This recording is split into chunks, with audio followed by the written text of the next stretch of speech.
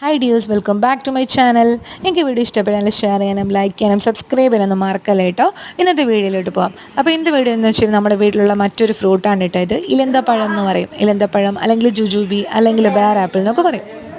അപ്പോൾ ഈ ഫ്രൂട്ടിനെ കുറിച്ച് പറയുമ്പോൾ എന്താണെന്ന് വെച്ച് കഴിഞ്ഞാൽ ഈ ഫ്രൂട്ട് കായ്ച്ചു തന്നെയുണ്ടല്ലോ, നമ്മുടെ മരം നിറച്ച് കായ്ക്കും കേട്ടോ. അടിപൊളി ഭംഗിയാണ് അത് പിടിച്ച് കിടക്കുന്ന കാണാൻ വേണ്ടിയിട്ടൊക്കെ തന്നെയും. പിന്നെ നമ്മുടെ കുട്ടികളുടെ പ്രതിരോധ ശേഷി വർദ്ധിപ്പിക്കാൻ വേണ്ടി നല്ലൊരു ഫ്രൂട്ടാണ് കേട്ടോ ഈ ഇലന്തപ്പഴം എന്ന് പറയുന്നത്. അതുപോലെ നമുക്കങ്ങനെ പ്രത്യേകിച്ച് സീസൺസും കാര്യമൊന്നും ഇല്ല കേട്ടോ. ഫുൾ ടൈം നമുക്ക് കായ്ഫലം തരുന്നൊരു ഫ്രൂട്ടാണ്. പിന്നെന്ന് വെച്ച് കഴിഞ്ഞാൽ നമ്മുടെ ടെറസിലൊക്കെ നമുക്ക് ഡ്രംസിലൊക്കെ വളർത്താൻ പറ്റിയ നല്ലൊരു ഫ്രൂട്ടാണ് കേട്ടോ ഈ ഇലന്തപ്പഴം എന്ന് പറയുന്നത്. നമുക്കങ്ങനെ പ്രത്യേകിച്ച് പരിചരണത്തിൻ്റെ ഒന്നും ആവശ്യമില്ല കേട്ടോ.